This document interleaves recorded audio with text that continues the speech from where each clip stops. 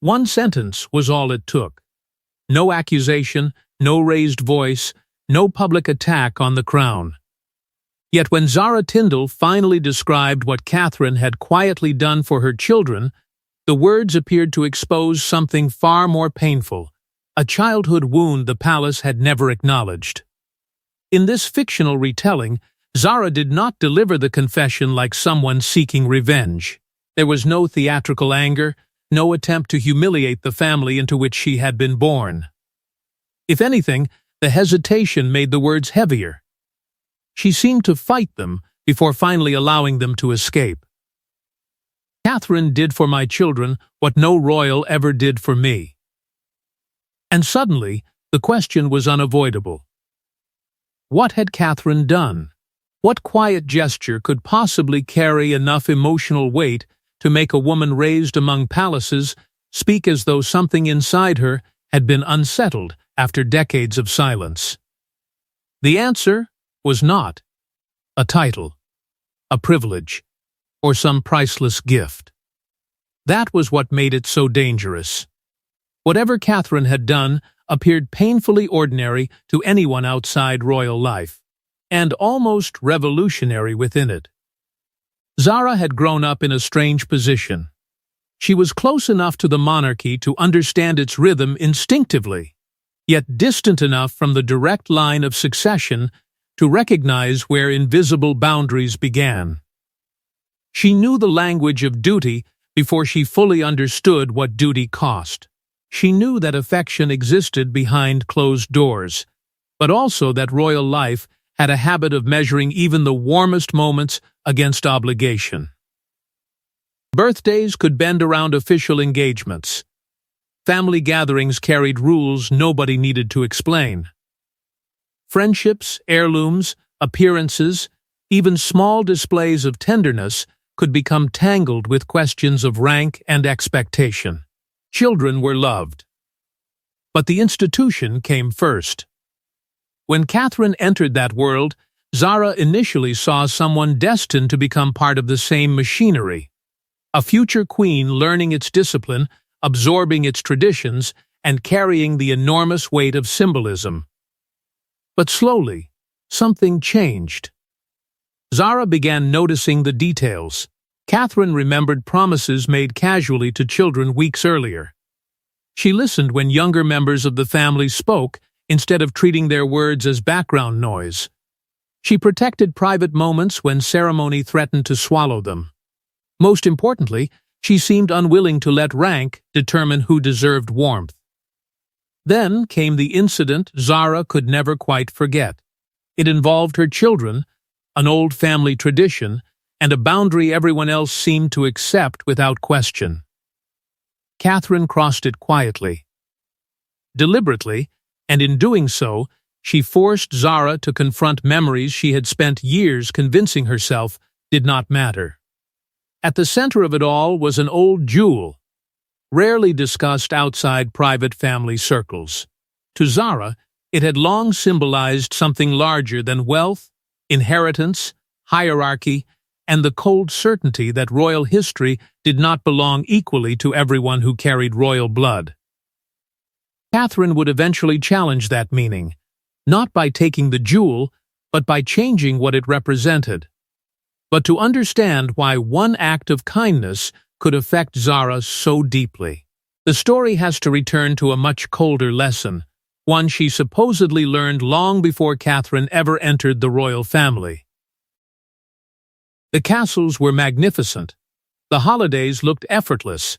The photographs suggested a childhood protected by privilege. But behind those images, Zara supposedly discovered a rule no adult ever said aloud. In the House of Windsor, being family did not necessarily mean being treated equally. In this fictional telling, that lesson did not arrive through cruelty. It came through small moments, quiet ones. The kind adults barely notice but children carry for years. Zara learned that royal spaces contained invisible boundaries. Some rooms were family rooms, but others seemed to belong to history. Some traditions welcomed everyone, while others quietly narrowed toward those closest to the crown. Certain objects were admired by many, but destined for only a few. Nobody needed to announce the hierarchy. It was simply understood. To the outside world, Zara's childhood might have seemed surrounded by unimaginable privilege. Yet being close to priceless objects could create its own strange distance. She could hear the stories, understand their importance, even stand beside them. But that did not mean those stories were meant to become hers. And somewhere along the way, she began to understand the difference between being deeply loved as a granddaughter and being central to the monarchy's future. One family jewel came to represent that difference. In this dramatized account, Zara had been fascinated by it from childhood. It remained protected behind locked doors and careful traditions, spoken about with a seriousness that made it feel less like jewelry and more like a promise passing through generations. Then came one family gathering that stayed with her. Another child was told quietly, almost casually, that the heirloom might one day be yours. Zara heard it. No insult followed. No one turned toward her. Nobody meant to exclude her. And perhaps that was exactly why the moment cut so deeply. The words revealed something she was already beginning to understand. Inheritance did more than decide who received an object. To a child, it could sound like a declaration of who belonged closest to the family story. So Zara adapted. She became practical, independent, unimpressed by grandeur. She learned not to linger over things she could never claim and not to reveal disappointment when tradition drew another invisible line. Wanting what was not meant for her felt more vulnerable than pretending it did not matter at all. That, in this telling, became another unspoken rule of royal childhood. You did not make private disappointment public. You understood. You accepted. You carried on. Years later, Zara would recognize that same tiny emotional withdrawal in her own children. The difference was that Catherine noticed it too. And where others might have dismissed such a moment as harmless, Catherine treated it as something worth addressing. That was why the jewel itself was never really the wound. The deeper ache was simpler. Whether someone noticed a child feeling left outside before that child had to find the courage to say so. Years later, when Zara watched Catherine enter the royal machine as an outsider, she expected the institution to change Catherine. What she did not expect was that Catherine would quietly challenge one of its oldest emotional reflexes. It did not happen at a state banquet or behind the doors of a grand royal summit.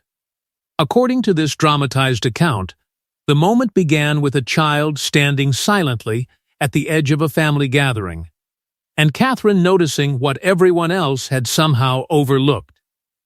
The gathering itself felt familiar in the way royal family occasions often did. Private, polished, and wrapped in tradition.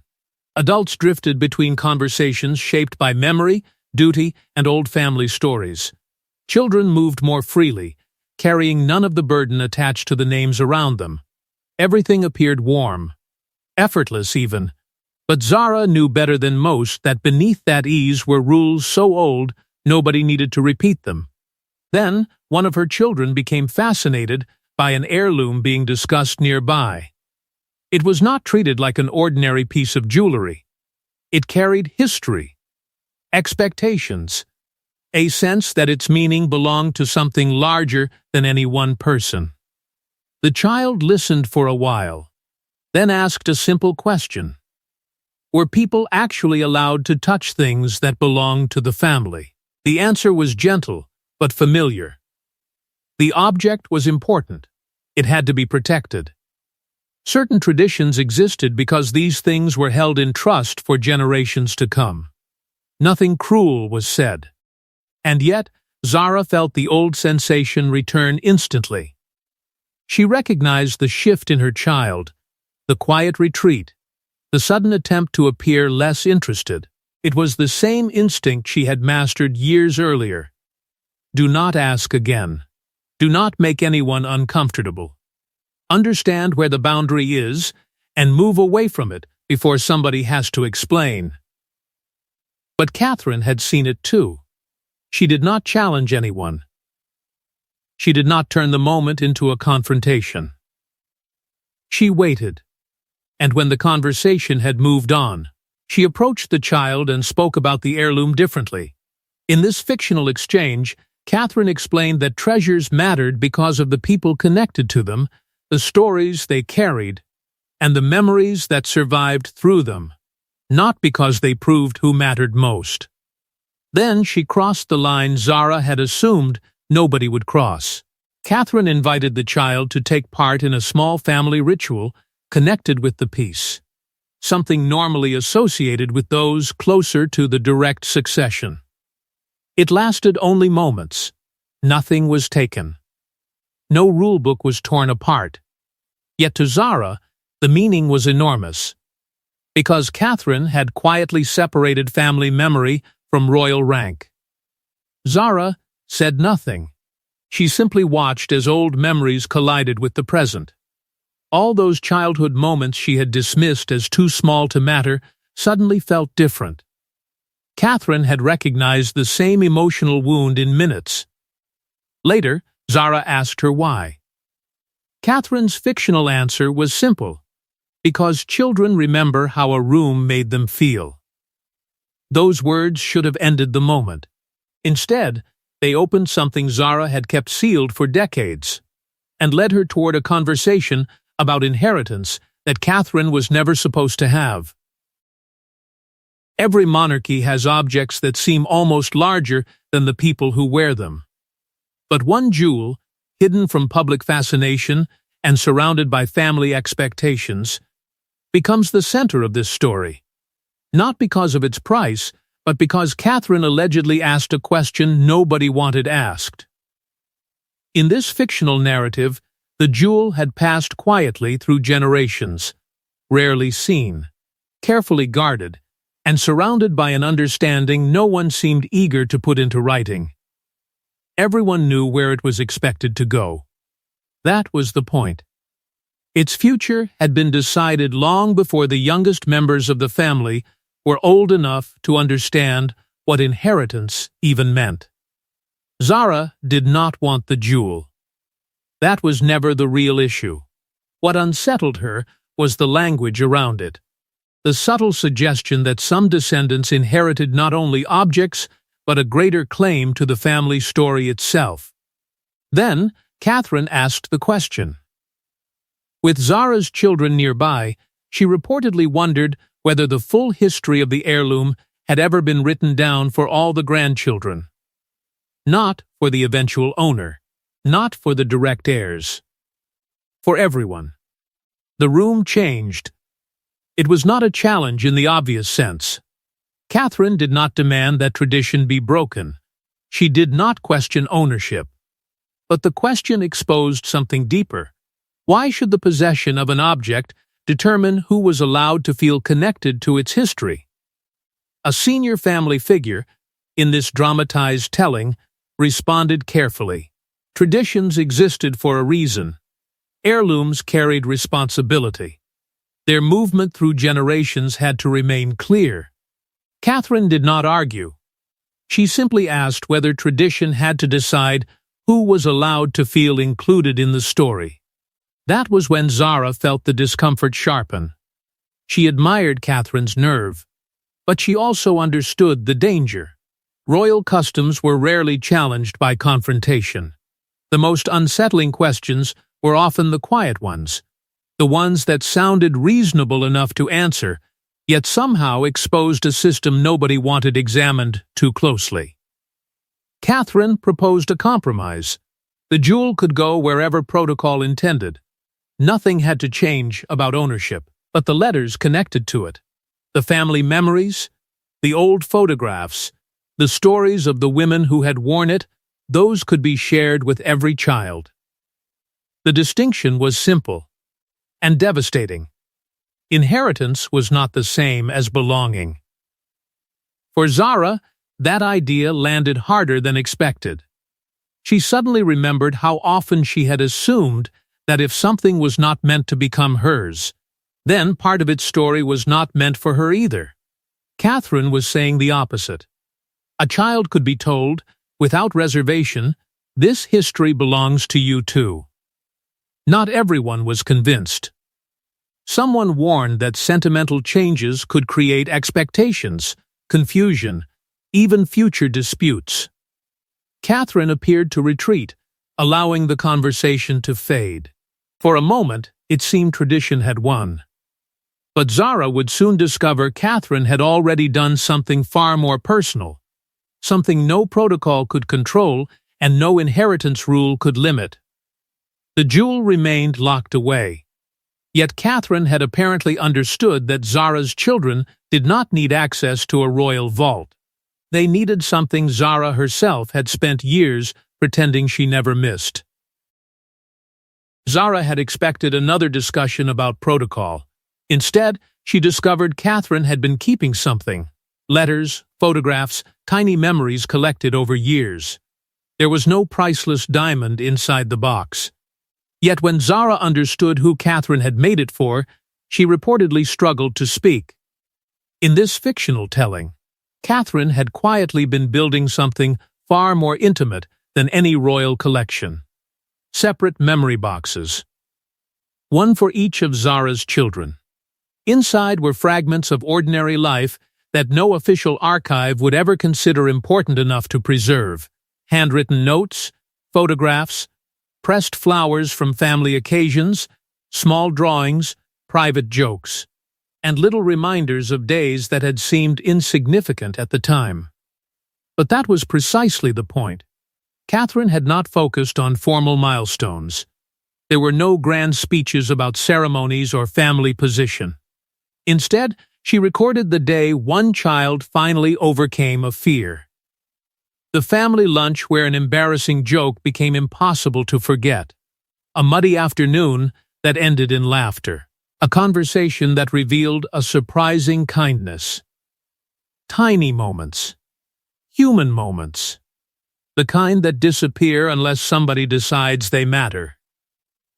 One letter, in this dramatized account, explained why Catherine had done it. Public history, she wrote, would remember titles, weddings, succession, and ceremony. But children deserved something else. They deserved proof that their ordinary lives had been noticed too. That realization hit Zara harder than any argument about jewels ever could. She searched her own memories and understood that she possessed nothing quite like it. Not because she had been unloved. That distinction mattered. The older generations in this story were not cold villains. They had been shaped by restraint, duty, and a belief that affection did not always need to be spoken aloud. Children were expected to know they were loved. Strength meant carrying on. And Zara had learned that lesson well. Perhaps too well. Catherine's gesture forced her to wonder whether she had unknowingly passed some of that restraint down to her own children. Had she assumed they understood what she felt? Had she confused independence with emotional certainty? Eventually, Zara confronted Catherine. Why had she never mentioned the boxes? Catherine's fictional answer was simple. She had not made them for praise. She had made them for the children to open when they were old enough to understand what the memories meant. Then came another revelation. Zara's children were not the only ones. Catherine had created similar private collections for younger members across different branches of the family, deliberately ignoring hierarchy. That was when Zara finally understood what Catherine had built. A second royal archive, not one organized by succession, rank, or constitutional importance, but by emotional significance. In Catherine's version of inheritance, nobody had to stand closer to the crown to have their memories protected. And suddenly, Zara's confession made sense. Catherine had not elevated her children's status. She had done something much more personal. She had given them evidence that someone had been paying attention. For Zara, Gratitude quickly became something more dangerous. Anger, not at Catherine, but at the realization that an act so simple could reveal how much she herself had once learned to live without. The strangest part was that Zara was not simply moved. She was furious, not with Catherine, not even with any single member of her family. She was angry because the gesture had awakened a question she had spent years avoiding. Why had she needed it too? In this fictional telling, Zara began replaying memories she had long accepted as normal. Adults disappearing into duty, formal obligations taking priority. Feelings understood without being spoken. Disappointment swallowed because making a scene was never an option. None of it had seemed unusual at the time. That was simply how things worked. But Catherine's memory boxes had disturbed that certainty. They made Zara wonder whether the strength she had always taken pride in had sometimes been another name for learning not to ask. She had been praised for being independent, tough, unfussy, the child who could cope. Now that praise sounded different. What if independence had become a shield? What if being easy had meant becoming skilled at needing less from the people around her?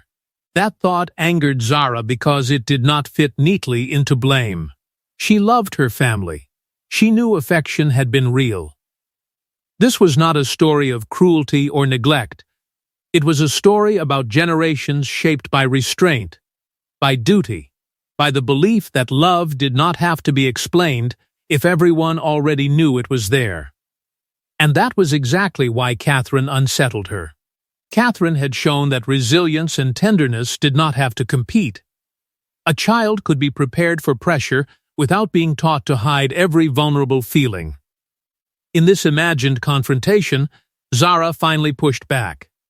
She told Catherine that perhaps she was making everything too emotional. Royal children, she argued, had to learn how to cope. The world would not always bend around their feelings. Catherine did not retreat. Preparing children for duty, she replied, did not mean teaching them to mistrust vulnerability. The words landed hard. But what came next changed the argument completely. Catherine told Zara she had never believed Zara was uncared for. She believed different generations had simply been taught different ways of showing care. Suddenly, Zara did not need a villain. Her childhood could contain love and still contain wounds. Both could be true. That realization pulled her back to the jewel. Catherine had been making the same argument all along. A symbol did not have to define worth. An inheritance did not have to decide belonging. Tradition could survive without becoming the measure of who mattered most. But outside that private reckoning, pressure was building. In this dramatized account, palace aides began whispering that Catherine was pushing too far, softening customs that had survived precisely because no one questioned them. And Zara now faced a choice. Stay silent and preserve family privacy, or defend Catherine and risk exposing the emotional fault line running beneath generations of royal life. And then Zara learns that Catherine's quiet rebellion has not gone unnoticed. Behind closed doors, a question is beginning to circulate. Where does compassion end and interference with royal tradition begin? By now, the issue was no longer a box of memories or an old jewel. Catherine's choices represented something larger.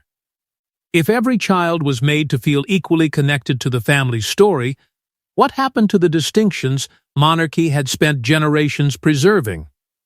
Inside the palace, that question became explosive.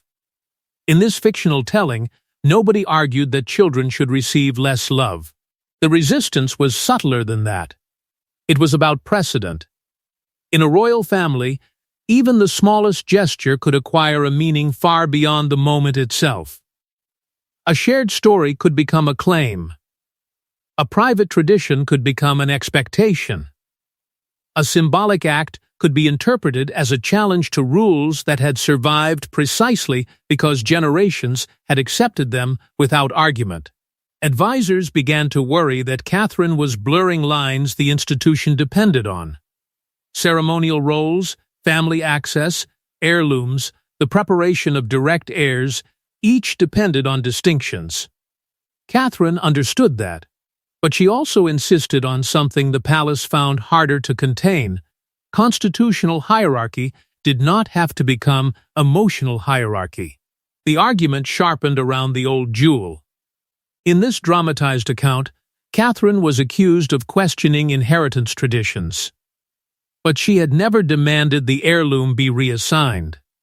She had only suggested that its history could belong to more people than its ownership did.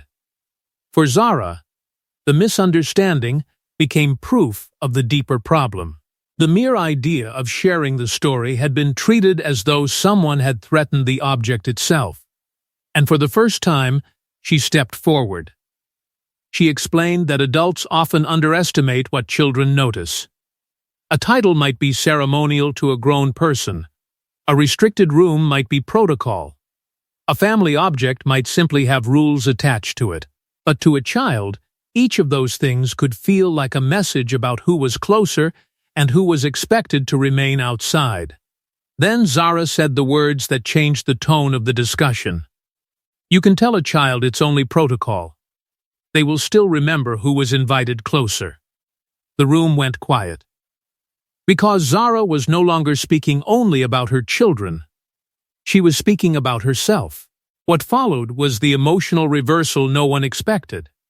A senior royal figure in this fictional account quietly acknowledged that earlier generations may sometimes have mistaken emotional restraint for strength. The admission was small, but in a family built on continuity it felt enormous. Catherine did not seize the moment. She did not demand apologies. Instead, she defended the very generation beginning to question itself. People raise children with the emotional tools they inherit, she argued. Change did not require humiliation. That was when Zara finally understood why Catherine's approach was so unsettling. She was not trying to destroy tradition. She was trying to loosen its grip without condemning everyone who had lived by it. But secrets this charged rarely stay private forever. A fragment of Zara's confession escaped the room. Suddenly, a family reckoning was in danger of becoming a public scandal. That was when Zara faced the decision she had avoided from the beginning. Allow strangers to define what her words meant. Or finally explain why Catherine's gesture had changed something inside her forever. When Zara finally chooses to speak in this fictional telling, she does not reveal a stolen crown, a secret fortune, or a palace conspiracy. She reveals something arguably more uncomfortable. Catherine had shown her that the most powerful inheritance inside a royal family might be the one nobody can lock away. And so, Zara returns to the sentence that started everything. Catherine did for my children what no royal ever did for me. But now, the meaning is clear. She is not accusing her family of withholding affection. She is talking about something subtler, the difference between being loved and being given lasting proof of that love. Catherine had made sure Zara's children could one day look back and know they had been noticed, remembered, and valued without any connection to title, rank, or succession. That is where the memory boxes become more than gifts. They become a challenge to everything Zara once believed inheritance meant. A jewel can pass to one person. A title can pass to one person. A constitutional role can belong to one person. But reassurance does not become smaller when it is shared.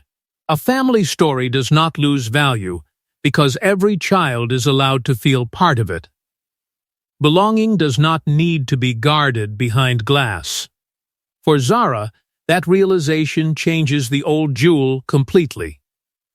The object that once seemed to represent distance and hierarchy suddenly loses its emotional power.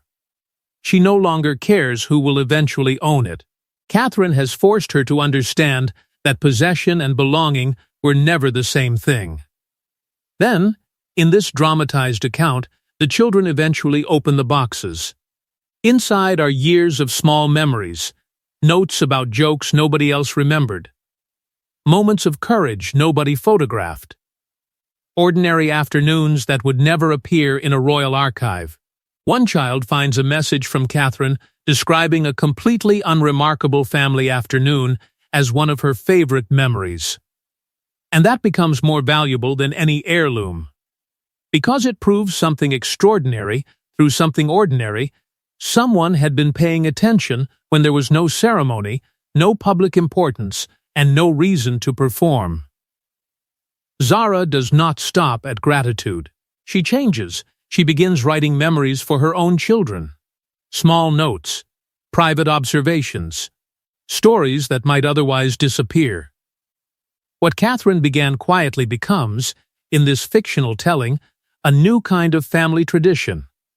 Other relatives begin doing the same, creating handwritten archives not of royal duty, but of emotional memory. That is the real forbidden inheritance. Nothing has been stolen from the crown. No rules of succession have changed. The jewels remain where tradition places them. The constitutional structure survives untouched. But something deeper has shifted.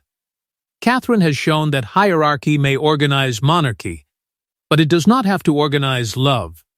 And Zara finally understands that her own childhood cannot be rewritten. She cannot return to those old moments and change how they felt. But she can decide what reaches the next generation. And perhaps that is the secret the crown finds hardest to contain. Palaces can control titles, jewels, ceremonies, and inheritance, but the moment one generation decides to love differently, even the oldest royal rules can begin to lose their power.